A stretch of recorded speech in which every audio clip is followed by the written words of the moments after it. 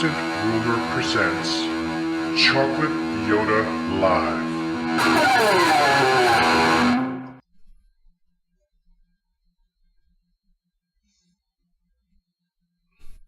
Hi folks, Chocolate Yoddah here, spelled Y-O-D-D-A-H because film studios are litigious. And welcome to another installment of Chocolate Yoddah Live. Today is Thursday, June 29th, 2023.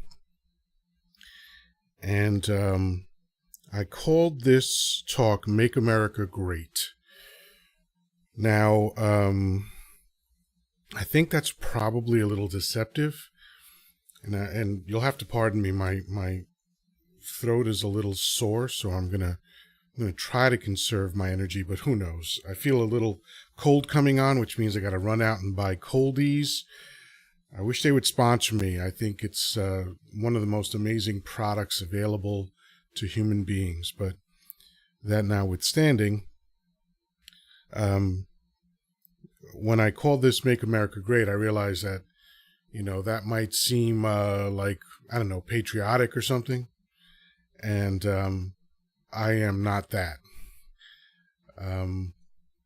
It's really a grammar thing. And I'm thinking about it because, of course, Independence Day is a few days away. I'm sure this entire weekend, since it lands on a Tuesday, I'm guessing this entire weekend, people are going to be firing off fireworks, traumatizing animals, and people with PTSD, and not even really knowing why. And I think on Tuesday I might read that famous speech by Frederick Douglass that he gave. When was it? 1858, I think. On the 4th of July. It was Anyway, mental note. And hello to the folks on Wisdom. Almost forgot. A couple people listening. And if you want to come on when I'm done talking, hello, the fake imposter. Hello, Marcianne. Once I'm done, I will open up the mic. So yeah, Make America Great. I know I'm all over the place so far, but hey, that's what it is. Anyway.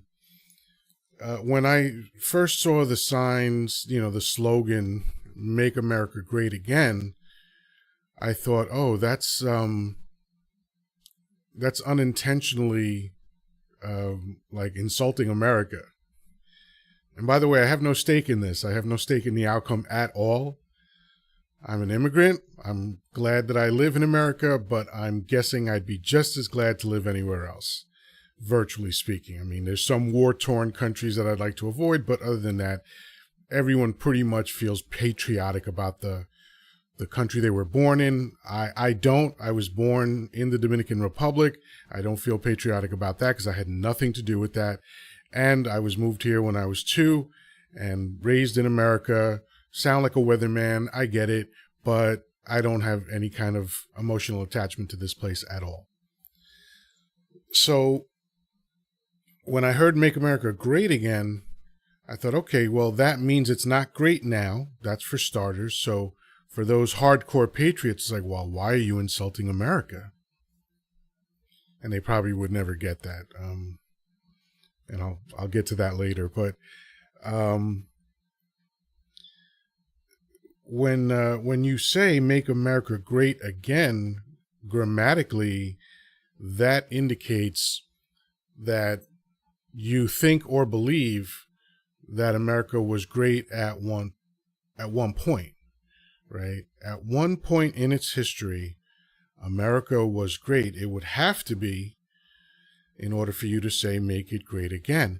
And of course, that also means that it stopped being great at some point.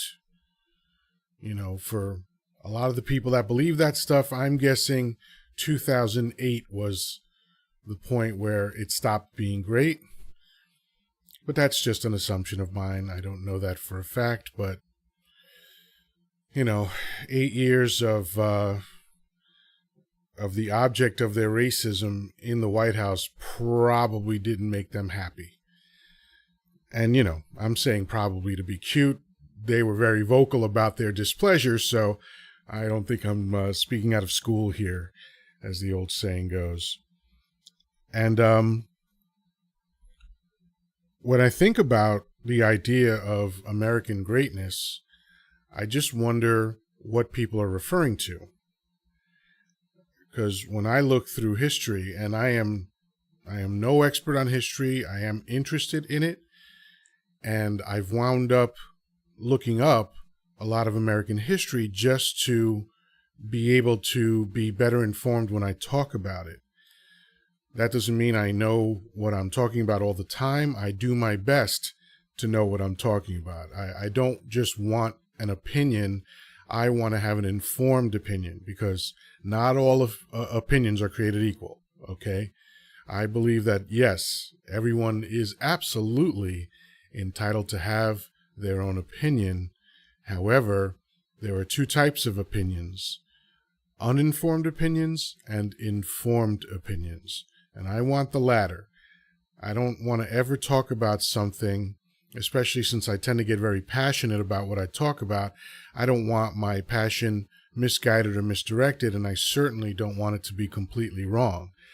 So if I'm going to be passionate about something, I want to make sure that I know what I'm talking about. So with that caveat in mind, when I've looked through history, which is by no means or in no way comprehensive, I haven't seen it. I haven't seen this greatness. I've seen great ideas on paper that were executed badly in reality.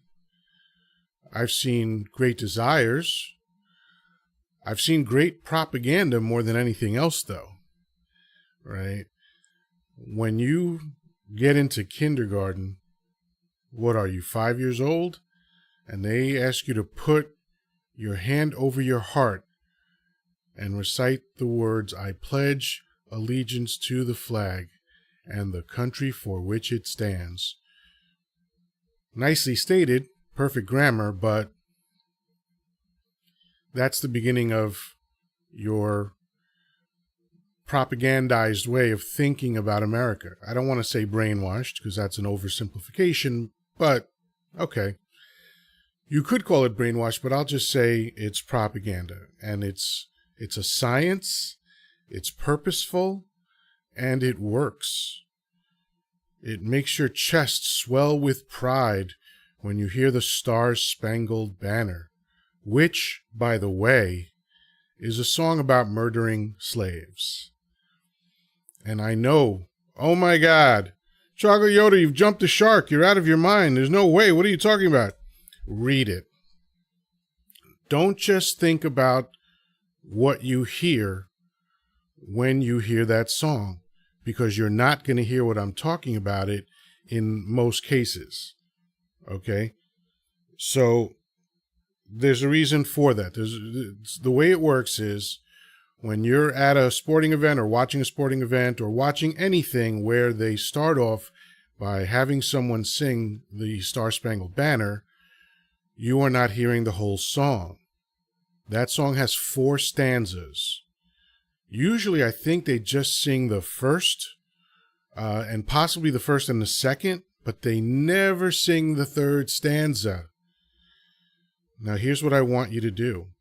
If you choose, if you are willing to have a little bit of your foundation rocked, go to the Smithsonian website. Go to, I think it's the Maryland Historical Society, something like that, because they have the actual parchment that Francis Scott Key wrote the song on. Okay, you can see it in his words, in his hand. You can see what I'm talking about. The 3rd stanza makes it clear that this song is about murdering slaves. And when they say the land of the free, they're talking about, wait for it, white people. The land of the free is not about everybody that's here. It's not about the natives that they slaughtered to take over the land. It's not about the people that they owned. It's about white folks. Okay? Doubt me all you want. Be mad at me all you want. I didn't write the goddamn song. Okay? But it's there. What I'm talking about is right there. And not cryptic, not obfuscated, not where you have to interpret. No. It says it right there. All right? So anyway, that's part of the propaganda, right? To make you emotionally attached to the hunk of dirt that you live on, that you didn't have a choice about. You didn't choose to be born in America, right? You're just here. You're just here. All right? So, because you didn't choose it, there's no reason to have pride in it. I'm not saying you're wrong if you do. I understand how you do. You've been manufactured. You've been directed to have pride. America's number one. We're number one. Best country in the world. If you don't compare it to any other country. But that's the game, right? And by the way, this is not unique to America. I'm not saying America's evil because this is what's done. Every country does this. Every country wants you to have a certain level of pride. It's important that you have that level of pride because when it's time to go to war, they want you to be willing to die for your country.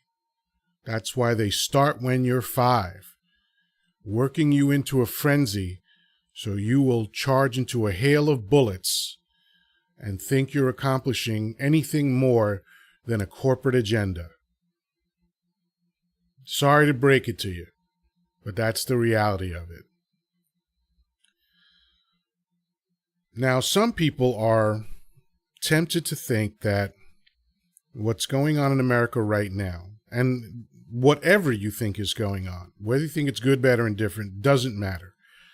A lot of people think that what's going on is new and different from the old days or way back when or these kids today or whatever other nonsense people have to say in the spirit of nostalgia, right? Oh, the 50s were so innocent. Sure they were.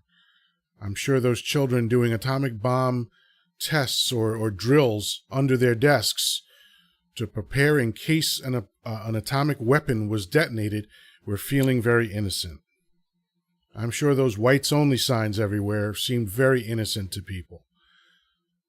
I'm sure that before 1967, when people from different races couldn't get married, felt very innocent, or when women couldn't have a bank account in their name until the 70s, felt very innocent. But I call bullshit.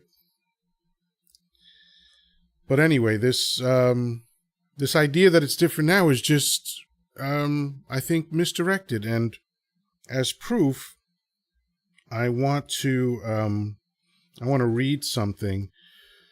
I was talking to someone yesterday, and this came up, America's beginnings. So I will refer back to the Federal Convention of 1787 for proof of what I'm talking about. Because I believe America is exactly what it's always been. Trends come and go, technology changes, but America has remained the same from the very beginning. And I think what I'm going to read to you might contribute to proving that. So, when you read about the formation of America and the most influential people at the time, I think consistently among historians, you'll read the name James Madison. He has been referred to as the chief architect of the Constitution. And I mean, virtually every historian that I read regarding that time period uses that wording or something similar. He became fourth president of America. If you'll notice, I never refer to America as the United States because it literally has never been united for a second. But maybe I'll talk about that later. I don't know. But anyway, fourth president, served 2 terms, an extremely influential forefather. And as part of the official record of the Federal Convention of 1787, in the 3rd edition, Volume 1, page 422, just in case anyone thinks I'm making this up, I'm citing chapter and verse. This is what he wrote. Landholders ought to have a share in the government to support these invaluable interests and check the other many. It's not done, but that's kind of interesting already. So he's creating a class of citizens. First word, landholders. He doesn't say Americans. He doesn't say citizens. He doesn't say people. He's distinguishing landholders from everyone else. Landholders ought to have a share in the government. Well, what do you mean? What do you mean by a share? Because when you have a share in a corporation, don't you own part of that corporation? Is that what he's referring to? Or is he using that term more broadly? I don't know. But it is an interesting word choice to me. To support these invaluable interests and check the many other. The many other, I guess, is everyone other than landholders, right? They ought to be so constituted as to protect the minority of the opulent against the majority. That's the end of the quote. So I'll read it all the way through. Landholders ought to have a share in the government to support these invaluable interests and check the many other. They ought to be so constituted as to protect the minority of the opulent against the majority. So what he's saying is, I want the government to protect the wealthy from the poor, or essentially from everyone else, right? So from day one, this is a man who held the highest office in the land, helped form the laws of the land, the economics of the land, the idea of America, the philosophy of America, the day-to-day practices of America, and this is what he wrote. I want the government to protect me and my kind who are wealthy from everyone else.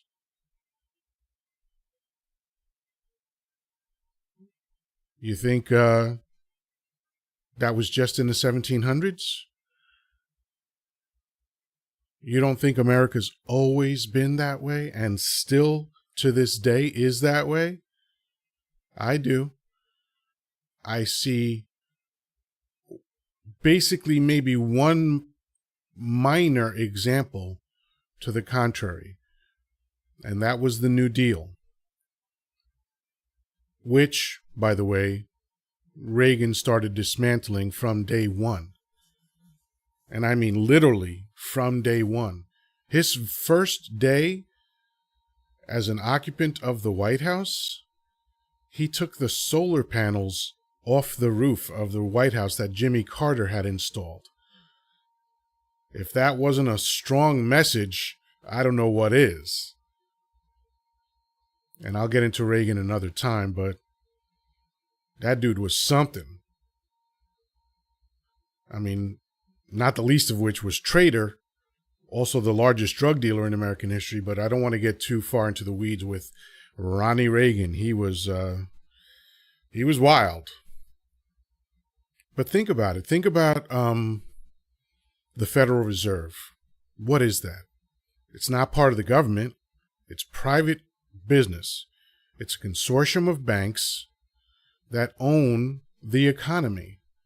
And what that means in real world practical application is every dollar the Federal Reserve prints, they loan to America at interest.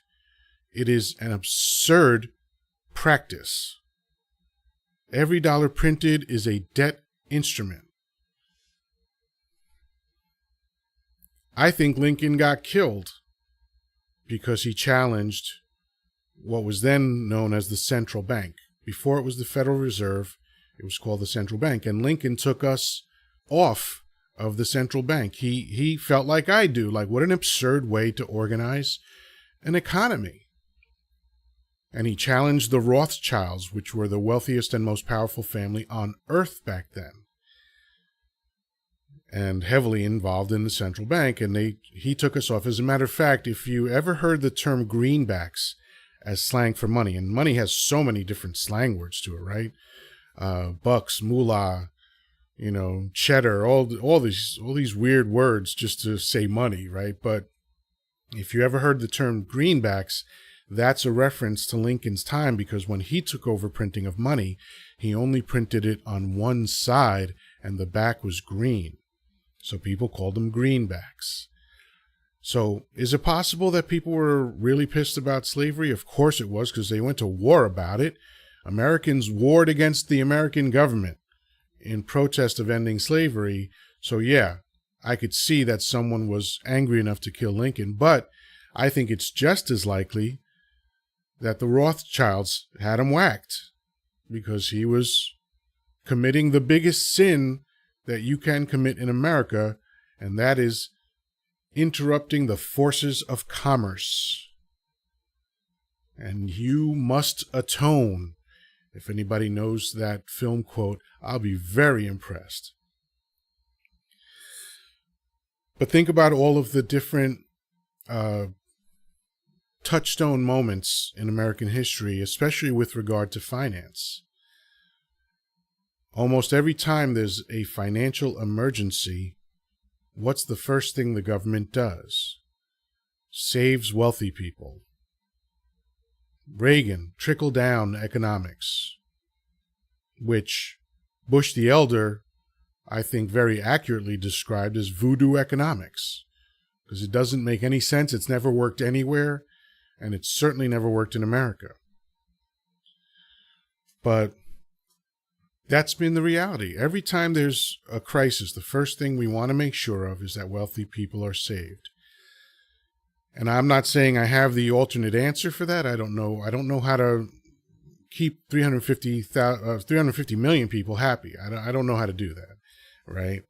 But I suspect, based on the models that we see in other countries, that there might be more effective ways to do it. And since America ranks very low on almost every matrix that you could cite with regard to economics and health and poverty and education, crime, I mean, other countries are doing it better. So when people say make America great again, I'm not sure what they're talking about. I'd love to see someone make America great.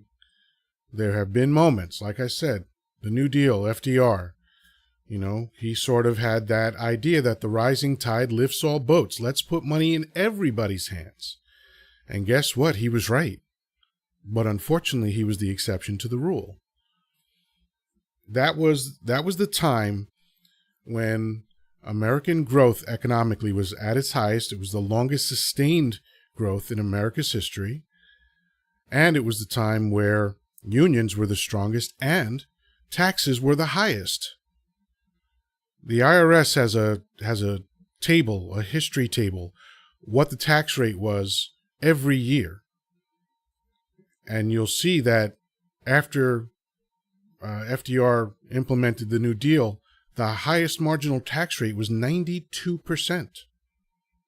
You don't have to believe me. Look it up. And people would lose their minds over something like that now. But it worked. But if it makes wealthy people unhappy, it's not going to last. That's what we see over and over again. And I'm not trying to vilify wealthy people. I'm really not. I don't think they're evil. I think some of them are just narrow-minded. Like, why would you be against paying taxes? You're supporting the system that enabled your wealth. Pay your damn taxes. Like when you have, my ex-wife used to use a phrase. Hi, Janine. How you doing? She used to use a phrase, you complaining that you don't have bread when you have a ham under your arm. That's how some wealthy people are. Not all of them. But it's just like when 50 Cent, said he was going to vote for Donnie Dump just because of taxes. I was very disappointed. It's very narrow-minded. But whatever. That's my opinion on that. So I think that's pretty much it for this idea. I suppose I could have read this on the 4th of July, but I think I'm going to ruin the party enough with reading the speech from Frederick Douglass, because he does a thorough job of crapping all over America. So I'm looking forward to doing that on the 4th of July. So I think that's it. Now that I'm going to wrap up, if anyone from Wisdom wants to join, if you dare, if you have the stones. No, but I would love to hear anybody's opinion on that, and especially if you have a dissenting opinion. I see you, the fake imposter. I will get to you momentarily. And for everybody else, I do this every day, 2 p.m. Eastern, on YouTube Live and the Wisdom app. And I think Monday I might start doing Clubhouse also. I think I figured out the tech to do that. So in the meantime, I hope you have a wonderful rest of your day. Peace, love, and granola. Talk to you soon.